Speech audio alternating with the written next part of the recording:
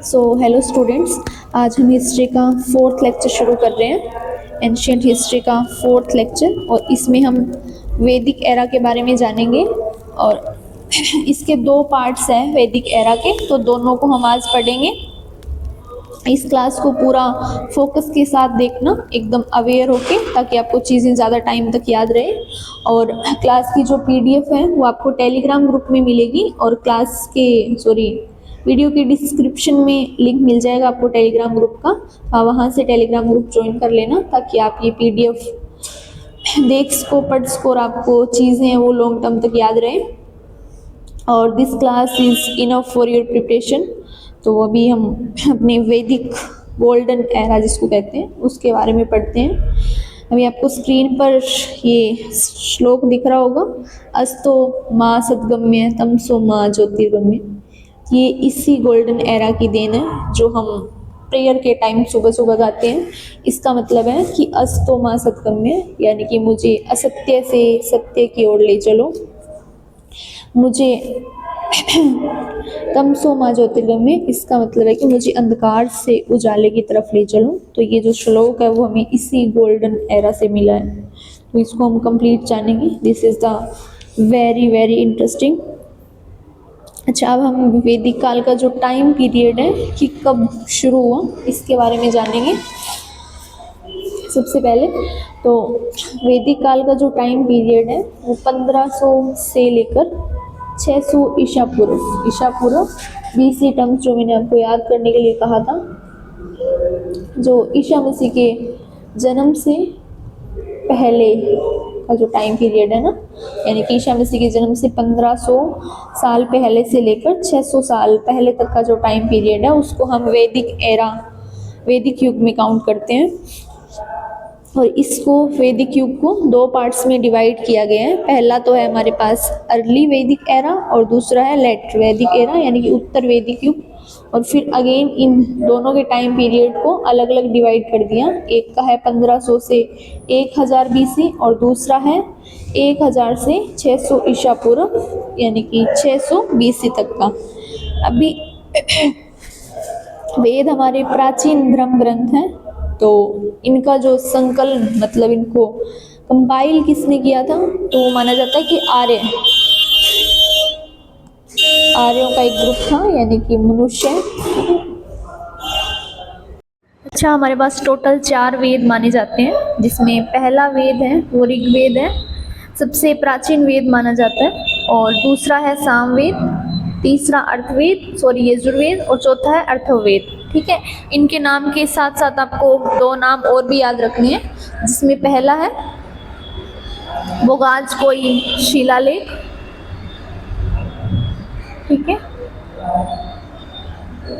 अच्छा, इसको क्यों याद रखना है, क्योंकि ये हमें मध्य एशिया से मिला था। जैसे तुर्की अभी प्रेजेंट टाइम में हम कह सकते हैं, वहाँ से मिला था। और इसमें जो वैदिक देवता है इंद्र और वरुण, उनके नामों का उल्लेख मिलता है। तो हम कहीं ना कहीं ये मानते हैं कि जो आर्य थे वो मध्य एशिया से आए थे, क्योंकि वहाँ से हमें शिलालेख मिला और वहाँ पे वैदिक जो देवता है उनका नाम मिला। तो हम कहीं ना कहीं आपस में कनेक्ट करते हैं। और आर्य में भी 2 ग्रुप थे, जिसमें पहला ग्रुप यूरोप की तरफ चला गया और दूसरा भारत की ओर आ गया था। और हम इनके बारे में क्यों पढ़ रहे हैं, क्योंकि आर्यों को ही वेदों का संहिताकरण करने वाला माना जाता है। वेदों का जो संहिताकरण था वो आर्यों ने किया था। ठीक है, अभी संहिताकरण का क्या मतलब होता है, वेदों को सुव्यवस्थित ढंग में पिरोना। ठीक है, लाइक जैसे बहुत सारे मंत्र और बहुत ज्ञान था, उसको एक पूरे लयबद्ध तरीके में पिरोना, उसको संहिताकरण कहते हैं। जैसे कि उसके अलग अलग पार्ट्स में उसको डिवाइड किया, 4 वेद बनाए कि भाई इनको 4 वेदों में डिवाइड कर दिया, फिर उनके भी आगे पार्ट्स किए। ठीक है, उनको समझने के लिए जो रूल दिए, तो ये सब आर्यों ने किया था। इसलिए आर्यों को वेदों का संहिताकरण करने वाला माना जाता है। और इनकी जो लैंग्वेज थी आर्यों की, वो संस्कृत थी, इसीलिए जो हमारे वेद है वो भी संस्कृत लैंग्वेज में है।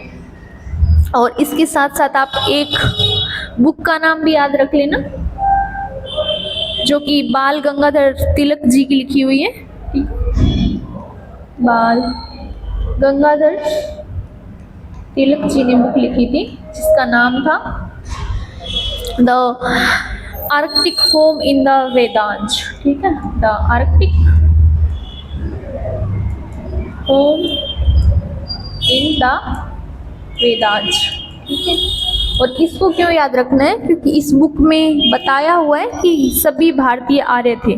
ठीक है, इसमें बाल गंगाधर जी तिलक ने लिखा है कि सभी भारतीय थे, वो आर्य थे, तो कहीं ना कहीं ये इससे रिलेट करता है, इसलिए आप इस बुक का नाम याद रखना। और कभी कभार एग्जाम में पूछ भी लिया जाता है, तो इसको याद रखना ज़रूरी भी है।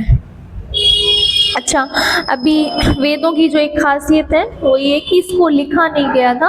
वेद एक पीढ़ी से दूसरी पीढ़ी सिर्फ एक दूसरे को सुनाकर पहुंचाए जाते थे, जिसको हम श्रुति बोलते हैं। मतलब कि जैसे एक जनरेशन ने, मैंने अपने जनरेशन के लोगों को सुनाया, अभी जब नेक्स्ट जनरेशन आएगी तो मैं उनको सुनाऊंगी, फिर वो उससे नेक्स्ट वाली जनरेशन को सुनाएंगे।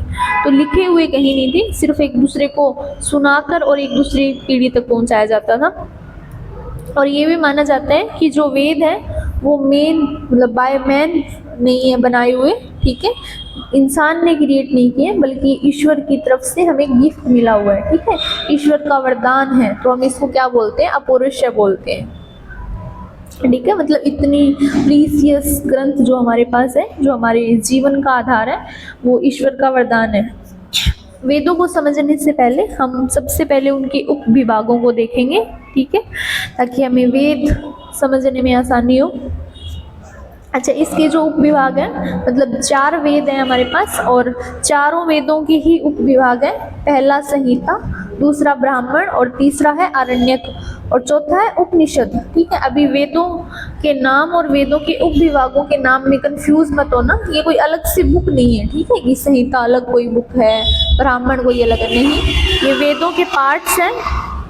थर्ड जो है वो है आरण्यक, और इसमें जो सन्यासी वन में रहते हैं ना, वनवासियों के लिए ये थर्ड पार्ट है, इसमें उनके बारे में बताया गया है। और फोर्थ जो पार्ट है वो है उपनिषद, इसमें भक्ति और दार्शनिक ज्ञान दिया गया है, जिसमें हम कहते हैं कि आत्मा का परमात्मा से मिलन, यानी कि जैसे मैं कौन हूँ, और ये जो आत्म ज्ञान होता है उसके बारे में है फोर्थ पार्ट, जो कि प्रत्येक वेद है उसका पार्ट है। जैसे ऋग्वेद है उसका अलग पार्ट है, संहिता ऋग्वेद, ब्राह्मण है ऋग्वेद ब्राह्मण, ऐसे सामवेद का सामवेद संहिता, सामवेद ब्राह्मण, है ना, ऐसे अलग अलग पार्ट्स हैं। तो हम इन चारों को कह सकते हैं कि पहले में शब्द हमें दिए हुए हैं, और दूसरे में हमें कर्म दिया हुआ है, मतलब कि इनका कैसे यूज़ करना है, कैसे काम करना है, यज्ञ में इनको कैसे यूज़ करना है। अगला है वो हमें बताता है, हमें जागृत करता है कि क्यों हम करते हैं ना ये यूज़, जो मंत्र और शब्द हैं उनको हम क्यों यूज़ करते हैं।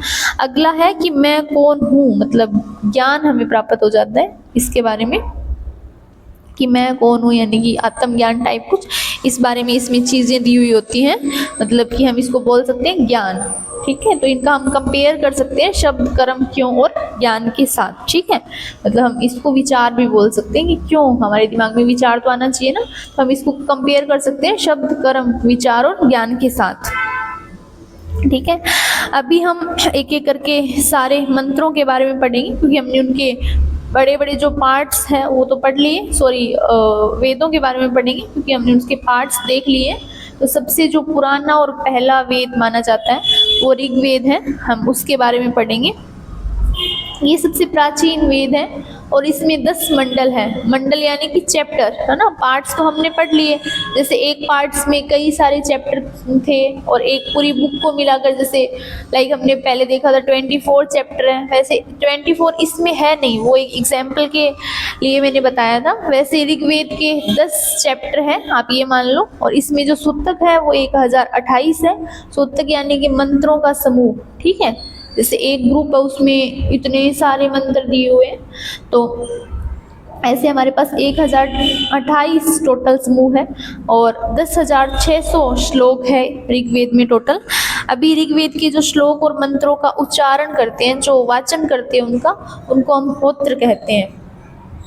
अच्छा, अभी हम पढ़ेंगे कि जो 10 मंडल है उसमें हर एक मंडल में से हमें कुछ ना कुछ, जैसे हमने अभी यूज कर रहे हैं गायत्री मंत्र जो हम बोलते हैं सुबह सुबह प्रेयर के टाइम, तो वो कहाँ से लिया गया है, कौन सा मंडल है, वो किससे रिलेट करता है, इसके बारे में पढ़ेंगे। तो टोटल जो 10 मंडल है, कहा जाता है कि उसमें से जो 2 से 7 है वो तो ओल्ड है, मतलब कि पुराने, और 1, 8, 9 और 10 ये जोड़े गए बाद में, तो टोटल 10 मंडल है। इसमें जो तीसरा मंडल है, यानी कि इसका जो तीसरा चैप्टर है, वहां से हमने गायत्री मंत्र लिया है जो हम प्रेयर के टाइम गाते हैं, ओम भूर्भुवः स्वः वाला। और नवा जो मंडल है उसमें सोम देवता का उल्लेख मिलता है। सोम देवता, जिनको वनस्पतियों का देवता भी कहते हैं, वनस्पतियों का देवता भी कहते हैं, इनका उल्लेख मिलता है। अच्छा, यहाँ पर एक इससे रिलेट हमें खरस का भी उल्लेख हमें मिलता है, मतलब उसके बारे में पढ़ते हैं हम। यहाँ से आता है कि सोमरस, सोमरस के बारे में आता है। तो ये सोमरस क्या होता है, एक ऊर्जा देने वाला पदार्थ होता है, ऊर्जा देने वाला पदार्थ, ठीक है। अच्छा, इसका जो 10वां मंडल है उसमें पुरुष सूतक के बारे में और वर्ण व्यवस्था के बारे में बताया गया है, मतलब जो 4 वर्ण बताए गए हैं उनको पुरुष के अंगों के साथ रिलेट किया गया है। तो जिसमें पहला मुख है वो ब्राह्मण वर्ण के साथ है रिलेट किया हुआ, ठीक है। और जो भुजाएं हैं वो क्षत्रियों के साथ रिलेट करती है, क्षत्रिय। जो जांग है वो वेश्यों के साथ, वेश्या के साथ रिलेट किया जाता है। और जो पैर है वो शूद्र के साथ रिलेट किया जाता है। तो आप इनको याद रखना। और इन सब का जो उल्लेख है वो ऋग्वेद के 10वें मंडल में देखने को मिलता है। अच्छा, इसका जो 8वां मंडल है उसमें हमें कणव नाम के देवता का उल्लेख मिलता है, ठीक है। और जो 9वां मंडल है उसका जो रिलेशन है, तो ये सोम भगवान, जो देवता सोम है, उनसे रिलेट करता है। और जो 7वां मंडल है हमारे पास वो भगवान वरुण से रिलेट करता है। तो हमें ये ज़रूरी चीज़ें कुछ याद रखनी है। अच्छा, जो गायत्री मंत्र है वो ऋषि विश्वामित्र द्वारा रचित है, विश्वामित्र द्वारा रचित है। और ये देवी सावित्री को समर्पित है, ये वाला जो मंत्र है, ठीक है। ये ऋग्वेद के 3रे मंडल से रिलेट करता है। अच्छा, इसमें 2 देवियों की भी पूजा होती थी, और जो देवता थे प्रमुख वो थे इंद्र, अग्नि और वरुण, ठीक है। 3 देवताओं की पूजा होती थी और 2 देवियों की पूजा होती थी, जिसमें एक का नाम है अदिति, ठीक है, और जो दूसरी है उनका नाम है उषा। इनको प्रभात की देवी भी कहा जाता है, क्योंकि उस टाइम किसी मूर्ति की पूजा नहीं होती थी, नेचर की पूजा होती थी। जैसे अग्नि यानी कि अग्नि देवता, ठीक है, उषा यानी कि प्रभात की देवी, यानी कि नेचर की पूजा होती थी। उस टाइम मूर्ति पूजा का इतना प्रचलन नहीं था। तो और हाँ, एक इम्पोर्टेंट चीज, स्तूप और ऊंट, इन दोनों शब्दों का भी सर्वप्रथम जो उल्लेख है वो ऋग्वेद में मिलता है, ठीक है। तो आप इनको याद रखना। और ऋग्वेद का जो 10वां मंडल है इसमें सबसे ज़्यादा सूतक है ना, सबसे ज़्यादा बहुत सारी कहानियाँ इसके बारे में बताई हुई है। जो वेद है उनमें कुछ जैसे मंत्र है, कुछ जो हमारे वैल्यूज़ है ना, लाइक जैसे लाइफ के ये कुछ भी समझाने के लिए उन्होंने कहानियों का भी यूज़ किया मंत्रों के साथ साथ, है ना।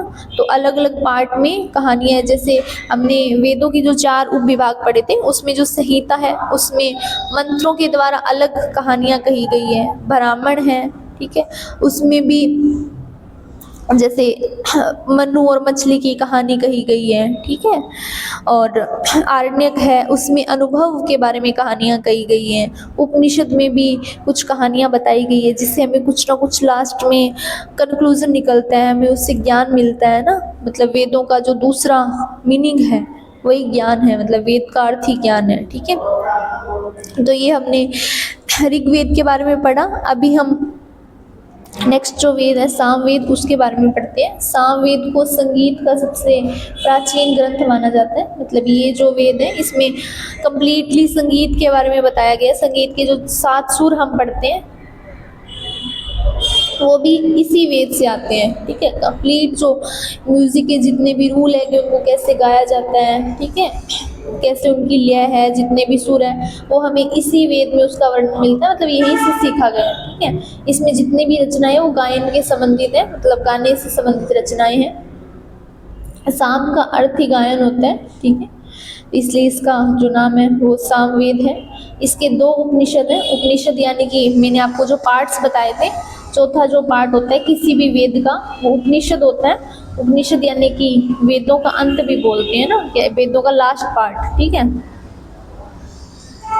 वेदों का अंत। और वैसे टोटल हमारे पास उपनिषद है वो 108 है, ठीक है, टोटल जो है। तो इसके जो 2 उपनिषद हैं वो इम्पोर्टेंट है, इसलिए आपको इनके नाम याद रखने हैं। पहला तो है छांदोग्य और दूसरा है केन, ठीक है, इनके नाम याद रखने हैं, ये दोनों सामवेद के हैं। अच्छा, सामवेद में यज्ञ और अनुष्ठान के लिए जो मंत्र है वो गायन रूप में लिखे हुए हैं, ठीक है, गायन रूप में दिए हुए हैं। अभी हमने जैसे देखा था कि जो ऋग्वेद के मंत्रों का उच्चारण करता है उनको हम होत्री कहते हैं, वैसे ही जो सामवेद के मंत्रों का उच्चारण करता है उसको हम उद्गाता कहते हैं, ठीक है, उद्गाता या फिर उद्गात्री। इसमें टोटल 1875 मंत्र हैं, ठीक है, 1875 टोटल मंत्र है इसमें। बस आपको इसके बारे में सिर्फ इतनी ही चीज़ें याद रखनी है। अब हम नेक्स्ट जो वेद है तीसरा है वो यजुर्वेद है और हम उसके बारे में पढ़ेंगे। यजुर्वेद में मेनली यज्ञ के बारे में जो मंत्र होते हैं उनका संग्रह मिलता है। यज्ञ के समय क्या प्रेयर हमें करनी है, ठीक है, और किस तरह से हमें यज्ञ करना है। जो यज्ञ के लिए हम अग्नि वेदी बनाते हैं उनका सही ढांचा क्या होना चाहिए, तो कंप्लीट जो इन्फॉर्मेशन है वो हमें यजुर्वेद में मिलती है। इसमें यज्ञ के टाइम बोले जाने वाले मंत्र है ना, उसके बारे में, उनके अर्थ के बारे में दिया हुआ है। अच्छा, जो यजुर्वेद है वो 2 भागों में विभाजित है, पहला शुक्ल और दूसरा कृष्ण, ठीक है। अभी ये 2 भाग कैसे हो गए, ठीक है, 2 भाग का मतलब जैसे हिस्ट्री की 2 किताब हो सकती है ना हमारे पास, वैसे जैसे एक हिस्ट्री पार्ट 1 पार्ट 2, ठीक है, उपविभाग अलग है, उपविभाग इनके भी अलग से है। जैसे शुक्ल यजुर्वेद अगर है हमारे पास तो उसके भी 4 उपविभाग है जो हमने ऊपर पढ़े हैं, और कृष्ण यजुर्वेद है उसके भी 4 उपविभाग हैं और वो हमने ऊपर पढ़े हैं, ठीक है। ये नहीं है कि यजुर्वेद के अलग से 2 पार्ट है और वो 4 नहीं है, नहीं, ये इसके शुक्ल और कृष्ण अलग अलग पार्ट्स में इसको डिवाइड किया हुआ है। अच्छा, एक शतपथ ब्राह्मण का जिक्र हमें सुनने को मिलता है कई बार। शतपथ ब्राह्मण, इसका क्या मतलब है? शतपथ ब्राह्मण कोई इंसान का नाम नहीं है, ये उसका पार्ट है जो हमने ऊपर पढ़े थे उपविभाग, उसमें जो दूसरा पार्ट था ब्राह्मण, उसमें जो शतपथ ब्राह्मण होता है, यहाँ पे शतपथ ब्राह्मण क्यों कहा गया है? शतपथ ब्राह्मण है वो शुक्ल यजुर्वेद का पार्ट है, ठीक है, शतपथ। इसका मतलब है कि इसका जो ब्राह्मण वाला पार्ट है उसमें एक पार्ट में 100 श्लोक दिए हुए हैं, ठीक है, 100 मतलब शत यानी कि 100, ठीक है, तो इसलिए उसको शतपथ ब्राह्मण कहा गया है। और वो जो शतपथ ब्राह्मण है वो हमारे पास शुक्ल यजुर्वेद का पार्ट है, ठीक है, तो इसको भी याद रखना। और इसका एक उपनिषद है, उपनिषद यानी कि जो लास्ट पार्ट होता है वेदों का, उसमें से एक मेन उपनिषद है जिसका नाम है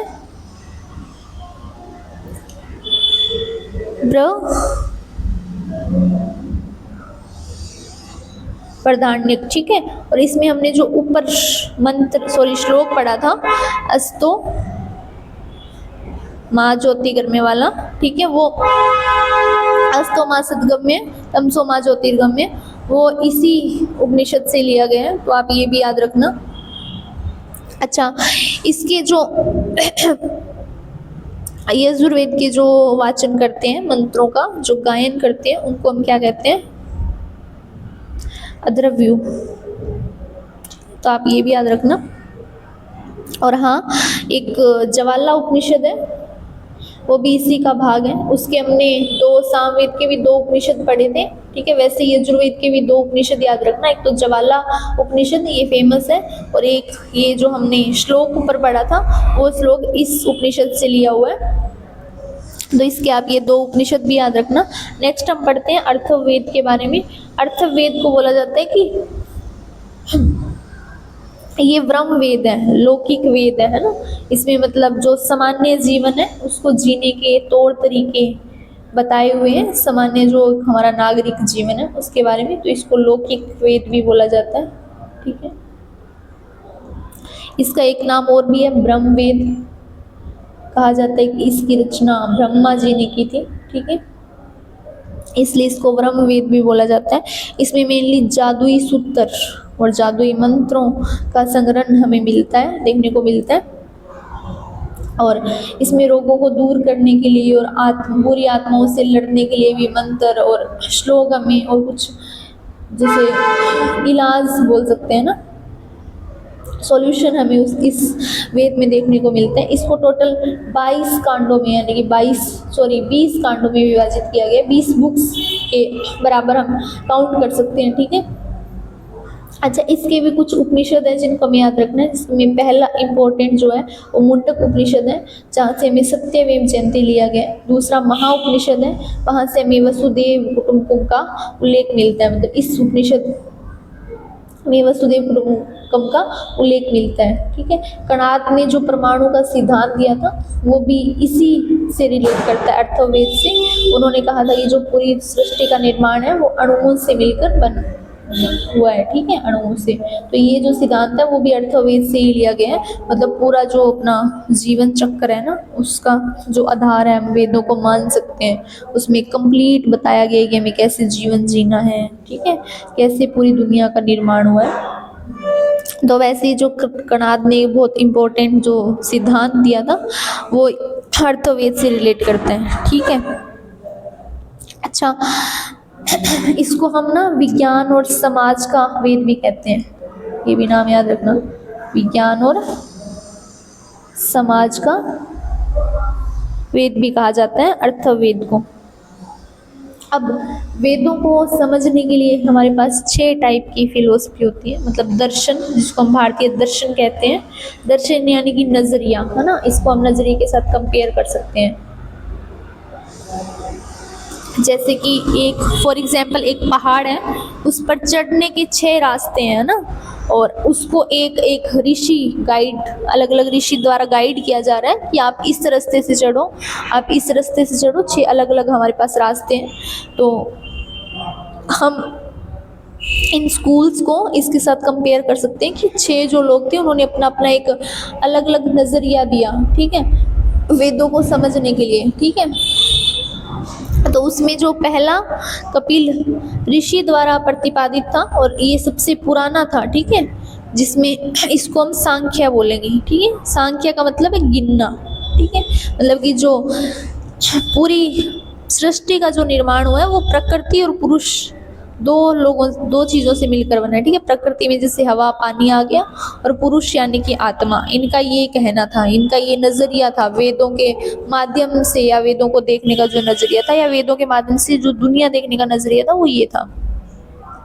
अगला गौतम ऋषि ने दिया था जो था न्याय, ठीक है, और इसमें था कि सच की जांच करनी है ना पूरी दुनिया में, हमें विदाउट किसी लॉजिक की किसी बात पर भरोसा नहीं करना है, ठीक है, और किसी भी बात की तह तक जाना है, यानी कि जीवन का आधार ये है। इसमें मेनली न्याय पर फोकस किया गया। अगला जो था वो था वैशेषिक, और इसका मतलब है कि अच्छा, वैशेषिक जो था, ठीक है, उसको हम मिसासा भी बोलते हैं, ठीक है, मिसासा यानी कि परमाणु, ठीक है, और ये कणाद द्वारा दिया गया था। इन्होंने कहा था कि जो पूरी दुनिया है वो अणुओं से मिलकर बनी है, ठीक है, अणुओं से मिलकर, जो हमने ऊपर पढ़ा था, ठीक है। तो इनका ये नज़रिया था, ठीक है, इनकी ये फिलोसफी थी। अगला जो है योग, ठीक है, ये महर्षि पतंजलि ने दिया था, और इनका कहना था कि शारीरिक और मानसिक अनुशासन पर केंद्र करना जरूरी है ना, मतलब खुद पर नियंत्रण रखना जरूरी है। योग ही जीवन का आधार है, ये पतंजलि द्वारा कहा गया है। अभी जो नेक्स्ट था वो था उत्तर मीमांसा, इसको वेदांत भी कहा जाता है और ये वादनाय द्वारा प्रतिपादित है। इसमें और मतलब इसमें ये कहा गया है कि हम सब एक ही है अंदर से, है ना। आखिरी में अभी हम अलग अलग दिखते हैं लेकिन हम असल में एक ही है, और ईश्वर है वो बाहर नहीं बल्कि हमारे अंदर विराजमान है, ठीक है। तो ये इनकी विचारधारा थी, ये इनका दर्शन था भारतीय ग्रंथों को समझने का। अगेन जो है पूरब मीमांसा जो हमें जैमिनी इन्होंने दिया था, और इनका था कि सही कर्म, है ना, कि सही कर्म करो ईश्वर की प्राप्ति अवश्य होगी, ठीक है। धर्म करो और यज्ञ करो, तो ये इनका दर्शन था।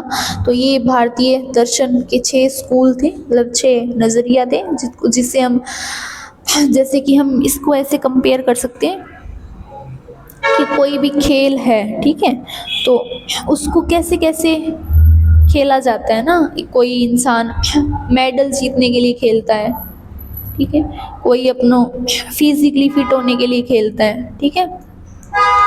तो ये अपना अपना अलग अलग तरीका होता है कि हम किसी खेल को क्यों खेल रहे हैं, हमारा क्या मकसद है, क्या नज़रिया है ना। तो हम कुछ इस एग्जाम्पल से इसको सीख सकते हैं। अभी हम आगे देखते हैं कुछ महत्वपूर्ण नदियाँ जिनका नाम वेदों में मिलता है, तो उनके पुराने नाम क्या थे और अब उनको किस नाम से जाना जाता है, तो एक बार वो और देख लेते हैं। सबसे मेन जो नदी वेदों में जिसका जिक्र है वो है सिंधु। इसको पहले भी सिंधु के नाम से जाना जाता था और अब भी सिंधु के नाम से ही जाना जाता है। एक नदी थी विस्ता और इसको अब झेलम के नाम से जाना जाता है, पहले इसका ये नाम था। अगेन अगली जो है वो चिनाब, उसको पहले अस्किनी नाम से जाना जाता था। रावी को पृश्नी, व्यास को विपासा, सतलुज को शुतुद्री और सरस्वती को पवित्र नदी अभी, ठीक है, सरस्वती को। और घग्गर नदी भी इसको बोला जाता है, ये पवित्र नदी है। सरस्वती को सबसे पवित्र नदी माना गया है। अच्छा, अब हमने वेद पढ़ लिए, वेदों के उपविभाग पढ़ लिए और वेदों के जो अलग अलग फिलोसफी थी अलग अलग ऋषियों द्वारा दी हुई उसको भी हमने देख लिया। अभी हम वेदांग पढ़ेंगे, ठीक है। अभी वेदांग क्या है? वेदांग है किसी, जैसे हम किसी सब्जेक्ट को समझते हैं ना, जैसे कि हम इंग्लिश को सीखना चाहते हैं तो हम उसके लिए वोकैबुलरी पढ़ेंगे, ग्रामर्स पढ़ेंगे ना। वैसे वेदों को सीखने के लिए हमें सबसे पहले वेदांगों का ज्ञान होना चाहिए, जो वेदांग है ना उसका ज्ञान होना चाहिए, तब हम वेदों को सीख सकते हैं, उनके बारे में जान सकते हैं। तो अब अभी एक एक करके वेदांग पढ़ेंगे। वो हमारे पास 6 होते हैं। पहला शिक्षा, दूसरा कल्प, तीसरा व्याकरण, चौथा निरुक्त, पांचवा ज्योतिष और छठा होता है छंद, ठीक है। तो एक एक करके इनके बारे में थोड़ा जानने की कोशिश करते हैं। शिक्षा जो है, ठीक है, लाइक आप ऐसे मान सकते हो कि वेदों को समझने के लिए 6 अलग अलग किताबें बनी हुई है, ठीक है, जिसमें पहली किताब का नाम है शिक्षा और वो हमें सिखाती है कि इनको पढ़ने का सही तरीका क्या है, ठीक है। और कल्प वो हमें सिखाता है कि इनकी पढ़ने की सही विधि क्या है, ठीक है, मतलब हाथों के जो निर्देश है वो कैसे होने चाहिए जब हम मंत्रों का उच्चारण कर रहे हैं उस टाइम, ठीक है, हम प्रार्थना कर रहे हैं उस टाइम। अगर हम प्रार्थना करते टाइम हाथ जोड़ रहे हैं तो वो भी क्लब के अंदर आता है, एक हमने सीखा है पहले, ठीक है। फिर हम आगे कोई भी क्रिया कर रहे हैं तो उसको हम वेदांग में काउंट करेंगे। तीसरा है हमारे पास व्याकरण, जो हमें ये बताता है कि शब्द कैसे बनते हैं। व्याकरण तो हम जैसे ग्रामर पढ़ते हैं किसी भी विषय के लिए, वैसे भी वेदों के लिए भी उसकी व्याकरण है कि कैसे मंत्र और श्लोक वगैरह बने हुए हैं। अगला वो है निरुक्त, ठीक है, इनका मतलब है कि जो कठिन शब्द हैं वेदों में उनके क्या अर्थ है। और जो ज्योतिष है वो हमें ये बताता है कि सही समय क्या है वेदों को पढ़ने का ना, कि किस टाइम हमें कौन सा मंत्र पढ़ना है, उसके बारे में हमें ज्योतिष बताता है। अगला जो है वो है छंद, और ये हमें बताता है कि हमें किस लय में पढ़ना है, किस सुर में पढ़ना है वेद मंत्रों को, ठीक है। तो ये वेदांग है, ये मतलब वेदों को सीखने के लिए जो जरूरी ग्रामर बोल सकते हैं इस पूरे को, ठीक है, इसको हम वेदांग बोल रहे हैं। अब हमने वैदिक काल पढ़ लिया, मतलब उसके वेद कितने थे। सबसे पहले उसके 4 विभाग थे, ठीक है, जो कि प्रत्येक वेद के हैं। 4 ही हमारे पास वेद है, ठीक है। वेदों को समझने के लिए 6 हमारे पास फिलोसफी है, मतलब स्कूल है, 1 2 3 4 5 6, और 6 ही वेदांग है उनको समझने के लिए, ठीक है। और हर स्टेप में अलग अलग बातें बताई गई है वेदांग में कि शिक्षा हमें क्या सिखाती है। कल्प है वो हमें किसके बारे में बताता है, तो ज़्यादा डीप में नहीं जाना है, इनके बारे में सिर्फ इतना ही याद रखना और इनके नाम याद रखने हैं। अब हम देखते हैं ऋग्वेदिक काल में जो सामाजिक संरचना थी, उस टाइम सोसाइटी थी वो कैसी थी। तो समाज 4 वर्णों में विभाजित था, ये हमने ऊपर पढ़ा था। और हाँ, ये 4 जो वर्ण थे वो जन्म के आधार पर डिसाइड नहीं किए जाते थे कि भाई इस परिवार में जन्म हुआ है। व्यवसाय के आधार पर डिसाइड किए जाते थे कि कौन क्या काम कर रहा है, और उसके हिसाब से वो उस वर्ण में काउंट होगा। उस टाइम बाल विवाह का प्रचलन नहीं था। महिलाओं की जो स्थिति थी वो बहुत अच्छी थी, वे सभा और समिति दोनों में भाग ले सकती थी। अभी हम आगे देखेंगे सभा और समिति क्या है। जो समाज था वो पितृसत्तात्मक समाज था, लेकिन कठोर नहीं था। पितृसत्तात्मक मतलब कि एक मुखिया होता था घर का, उसके फैसले माने जाते थे, ठीक है। लेकिन सबकी राय भी थी, ये नहीं थी कि एक इंसान ही सारे डिसीजंस ले रहा है और एकदम कठोर है, नहीं, ऐसा नहीं था। विधवा पुनर्विवाह और नियोग की अनुमति थी, ठीक है। विधवा पुनर्विवाह की मान्यता थी, मतलब ये माना जाता था कि भाई अगर तुम्हारे पति की डेथ हो गई है तो तुम क्यों ये काल का जीवन जियो, तुम उससे शादी करो जिससे तुमसे जो भी शादी करना चाहता है। तो ऐसे रिचुअल्स थे उस टाइम। और यहाँ पर जो सबसे बड़ा है वो गाय को सबसे बड़ा धन माना जाता था, सबसे पवित्र माना जाता था, अधन्य माना जाता था, और यही संपत्ति का आधार था। मतलब अभी जैसे हम बोलते हैं कि उसके पास इतनी गाड़ियाँ हैं, इतनी ज़मीन है, तो वो सबसे ज़्यादा धनवान है। तो उस टाइम गाय को संपत्ति का आधार माना जाता था, जिसके पास जितनी गायें हैं वो उतना ज़्यादा धनवान है। उस टाइम गायों के लिए युद्ध लड़े जाते थे, जैसे बाद में ज़मीन के लिए, धन के लिए लड़े जाने लगे। तो वैदिक काल में गायों के लिए युद्ध लड़े जाते थे और उस युद्ध को गविष्टि कहा जाता था। तो ये भी कुछ इंपॉर्टेंट पॉइंट है, इनको भी आप याद रखना। अच्छा, उस टाइम जो धर्म रिलीजन था वो कैसा था, जैसे आज हम भगवान जी की पूजा करते हैं, तो उस टाइम के लोग क्या करते थे, वे प्रकृति की पूजा करते थे और प्रकृति को मानते थे कि जैसे सूर्य उग रहा है ना, तो हमें ऊर्जा मिल रही है, अगर सूर्य उगेगा नहीं तो जीवन नष्ट हो जाएगा। इसलिए वो सूर्य को थैंक यू बोलते थे, पानी को थैंक यू बोलते थे। तो वो कुछ इस टाइप के धर्म में विश्वास रखते थे। वे किसी भी पशु या मूर्ति की पूजा नहीं करते थे, वे यज्ञ और हवन द्वारा प्रार्थना करते थे। उनका मानना था कि यज्ञ करने से, हवन करने से प्रकृति शुद्ध होती है और वातावरण भी साफ सुथरा हो जाता है। अच्छा, वो भगवान इंद्र की पूजा करते थे और उनके लिए कहा जाता है कि इनको पुरंदर, किलों का नष्ट करने वाला और बल का स्वामी माना जाता है इंद्र को, और वो इसलिए इंद्र की पूजा करते थे, ठीक है। अग्नि देवता की पूजा करते थे और कहते थे कि जो मनुष्य और देवता के बीच लिंक का जो काम करते हैं वो अग्नि है, ठीक है।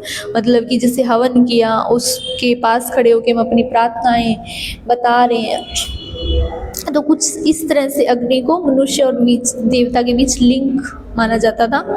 वरुण की पूजा करते थे, जो जल और ब्रह्मांडीय व्यवस्था के देवता है, ठीक है। सोम की पूजा होती थी, जो वनस्पतियों के देवता है। और सावित्री ये देवी है, इनको गायत्री मंत्र समर्पित है, ठीक है। अदिति जो हमने पढ़ा था ऊपर, वो इंद्र की माता मानी जाती है और उनकी पूजा होती थी, ठीक है। पृथ्वी और पृथ्वी जिस पर हम रह रहे हैं, इसकी भी पूजा की जाती थी, इसको माँ के समान माना जाता था। अभी नेक्स्ट हम देखते हैं कि उस टाइम राजनीतिक व्यवस्था थी वो कैसी थी। उस टाइम निर्वाचनात्मक राजतंत्र था, मतलब लोग अपना एक राजा चुनते थे जिसको राजन कहा जाता था, ठीक है। और ये वंशानुगत नहीं था, ठीक है, था, लेकिन ये नहीं है कि अनिवार्य रूप से वही बनेगा, जो राजा उसका बेटा ही राजा बनेगा, नहीं। इसमें लोगों को अपना राजा चुनने का अधिकार था। इसमें जो प्रशासनिक पदानुक्रम है वो कुछ ऐसे था, मतलब कि जैसे पहले कुल, कुछ लोग बनकर एक कुल यानी कि एक परिवार बनाते थे। फिर परिवार से गांव बनता था, फिर गांव से जिला की तरह, जिसे हम उसको विश्व कहते थे।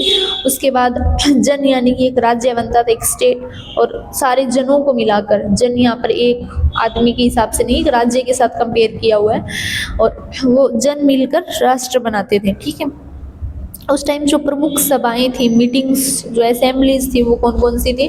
ठीक है, तो पहली सभा ही थी, उसको सभा कहते थे। जो विशिष्ट व्यक्तियों का समुदाय था उसको सभा कहते थे। समिति जो थी वो सामान्य लोगों का समुदाय था, और हमने देखा था कि महिलाओं को सभा और समिति दोनों में भाग लेने का अधिकार था, मतलब महिलाओं की स्थिति बहुत अच्छी थी। विदत वो क्या था? धार्मिक और सैन्य उद्देश्यों के लिए कोई समुदाय बनाया हो।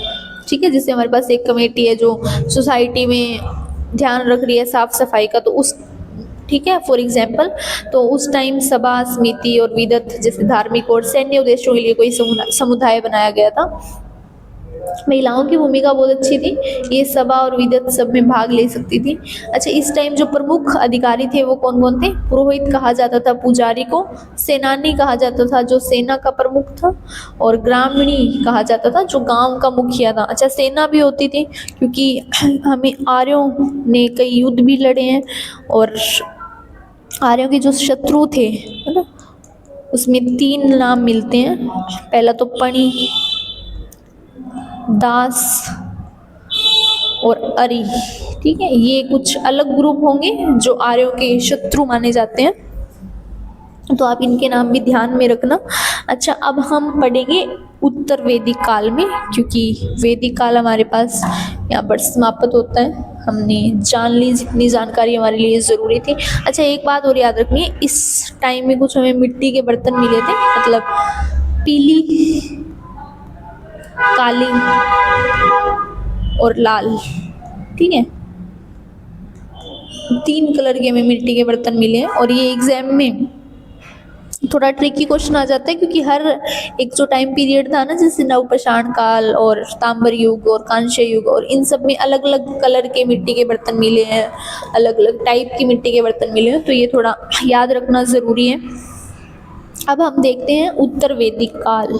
ठीक है, और ये जो टाइम पीरियड था वो 1000 से लेकर 600 BC तक माना जाता है। ठीक है, इसको हम उत्तर वैदिक काल कहते हैं, और इसमें जो अन्य 3 वेदों का संकलन किया गया था, उस एक काल में ऋग्वेद का संकलन माना जाता है, और इस काल में जो अन्य 3 वेद हैं उनका संकलन किया गया था। अच्छा, उस टाइम जो आर्य थे वो सिंधु के आसपास रहते थे, लेकिन इसके बाद आर्य पंजाब से पश्चिमी उत्तर प्रदेश और गंगा यमुना के क्षेत्र तक फैल गए थे। इस टाइम पीरियड में लोह का भी प्रयोग किया जाने लग गया, आयरन, है ना, ये मेन माना जाता है। लोह जो धातु है उसका पहली बार यूज किया गया था इस टाइम पीरियड में। और इसीलिए ये जो आर्य थे वो पंजाब से उत्तर प्रदेश में पश्चिमी उत्तर प्रदेश तक जो विस्तारित हुए, उसमें मेन रोल लोहा और घोड़ा, इन दोनों की मानी जाती है। मतलब लोहे के हथियार थे, और घोड़े जो थे जानवर जिन पर वो बैठकर उन्होंने युद्ध लड़े और अपना विस्तार किया, तो इनमें इन दोनों की मेनली मदद मानी जाती है। ठीक है, अच्छा, अब हम इसमें वही, इसके तो छोटे छोटे पॉइंट्स हमें याद रखने हैं, 1-2 चीज़ें याद रखनी है। इसमें हम सबसे पहले पॉलिटिक्स पढ़ेंगे, राजनीति कैसी थी उस टाइम की। ठीक है, तो इसमें राजनीतिक संगठन केंद्रीकृत हो गए थे। इसमें जो राजा को अपने वोट से चुनना वो भी बंद हो गया था। ठीक है, वंशानुगत शासन हो गया था, और ये अनिवार्य हो गया था कि जिसका राजा है उसी का बेटा आगे राजा बनेगा। इसमें महिलाओं की स्थिति भी थोड़ी खराब हो गई थी। इसमें महिलाओं का विदत, सभा और समिति इनमें जाना बंद हो गया था। इस टाइम जो अर्थव्यवस्था थी वो कैसी थी वो देखते हैं। आजीविका का मुख्य साधन तो था वो कृषि। ठीक है, फसलें चावल, गेहूं और जौ ये प्रमुख थे, और इनके ये अलग अलग नाम थे। चावल को व्रीहि कहा जाता था, गेहूं को गोधूम, और जॉव को यव कहा जाता था। ठीक है, इस टाइम जो समाज था वो कैसा था, पहले तो जो वर्ण व्यवस्था उस टाइम भी थी जब उत्तर वैदिक काल था, सॉरी जब प्रारंभिक वैदिक काल था तब भी वर्ण व्यवस्था थी, लेकिन वो जन्म के आधार पर नहीं थी, वो व्यवसाय के आधार पर थी। और लेकिन उत्तर वैदिक काल में जो वर्ण व्यवस्था थी वो जन्म पर आधारित हो गई थी। अगेन वही महिलाओं की स्थिति में गिरावट आ गई थी। और इसमें हमें चार जीवन के जो चार आश्रम होते हैं ना उनका भी उल्लेख मिलता है देखने को। ठीक है, क्योंकि ये जो चार आश्रम है इनका उल्लेख अन्य जो तीन वेद बाद में जिनका संकलन हुआ था उसमें इनका उल्लेख मिलता है। तो हम इन चार आश्रमों को उत्तर वैदिक काल के साथ रिलेट करते हैं। अब आश्रम कोई जगह नहीं है, ठीक है, ये स्टेज है लाइफ की, किसी कोई आदमी जैसे मनुष्य है उसकी लाइफ की, किसी भी मनुष्य की लाइफ के चार पीरियड या हम चार चरण बोल सकते हैं, जिसमें पहला होता है ब्रह्मचर्य। इसमें जो बच्चा होता है वो अपनी गुरु के पास जाता है और जब छोटा होता है उसके बाद और वहाँ से ज्ञान ग्रहण करता है, तो उस स्टेज को, जीवन के उस पड़ाव को ब्रह्मचर्य का नाम दिया गया, गृहस्थ नाम दिया गया। जब वो बड़ा होता है और अपने परिवार की जिम्मेदारी लेता है, मतलब इसको हम पहले को 0 से 25 साल की आयु तक काउंट करते हैं और ये 25 से 50 साल की आयु तक काउंट करते हैं। अगला है वो वानप्रस्थ है और इसमें कहते हैं कि अपना जो पारिवारिक जिम्मेदारी है थोड़ा उससे मुक्त होना और सामाजिक सेवा में अपना ध्यान लगाना। ठीक है, तो ये 50 से 60 वर्ष की आयु मान सकते हैं। उसके बाद संन्यास आश्रम है अगला। इसमें है कि सिर्फ मोक्ष की प्राप्ति के लिए ध्यान देना, मतलब कुछ इस तरह से लास्ट डेज ऑफ लाइफ, इसको हम संन्यास आश्रम में काउंट करते हैं, मतलब 60 से बाद की जब हमारा अंतिम समय आता है तब तक का टाइम पीरियड।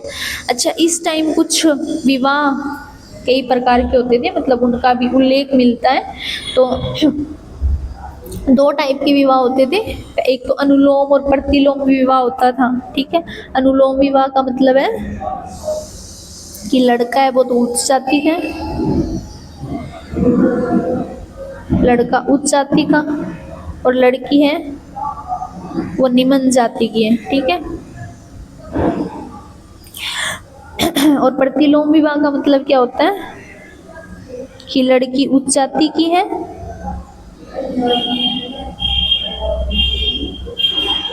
और लड़का है वो निम्न जाति का है। अच्छा, वैसे कुल टोटल 8 प्रकार के विवाह बताए गए हैं। ये तो 2 टाइप हो गए हैं ना, कि अनुलोम विवाह, प्रतिलोम विवाह, और कुल विवाह के 8 प्रकार बताए हुए हैं, जिसमें से पहला टाइप होता है ब्रह्म विवाह।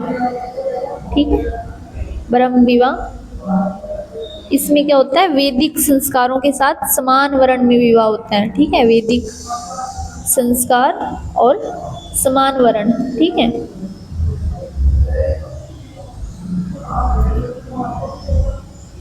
और दूसरा है गंधर्व विवाह।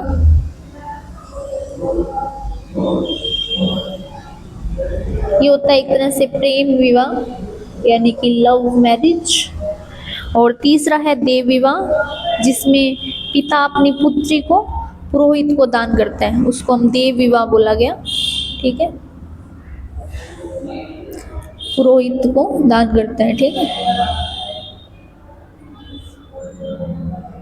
अगला जो है वो ऋषि विवाह। ठीक है, इसमें क्या होता है कि एक गाय को और एक बैल को विवाह के प्रतीक के रूप में दिया जाता है। ठीक है, कन्या को प्रतीक के रूप में। ठीक है, एक था प्रजापति विवाह। ठीक है, प्रजापति विवाह जो कि बिना दहेज के होता था, कुछ भी नहीं दिया जाता था बिना दहेज के। एक था असुर विवाह।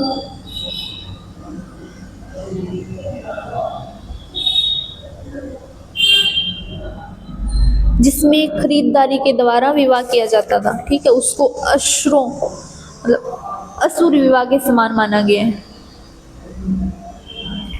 खरीदारी द्वारा विवाह, ठीक है। अगला था राक्षस विवाह।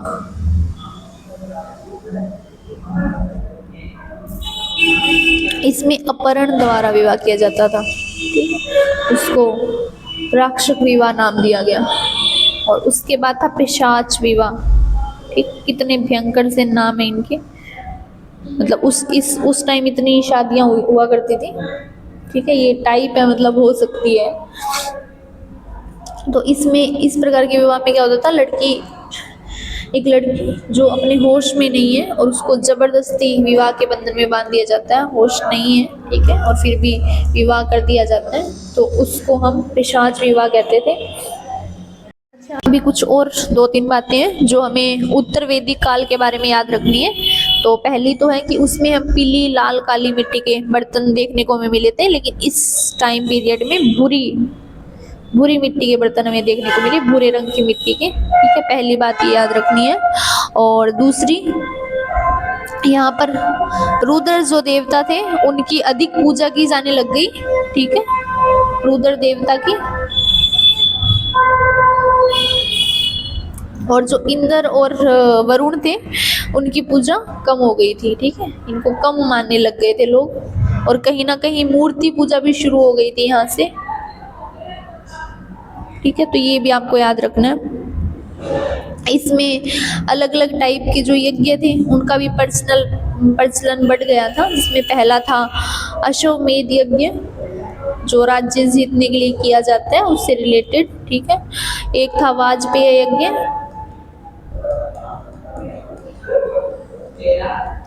और एक था राजसूय यज्ञ, ठीक है। बस इनके सिर्फ नाम याद रखने हैं, बहुत ज़्यादा डिटेल में जाने की ज़रूरत नहीं है।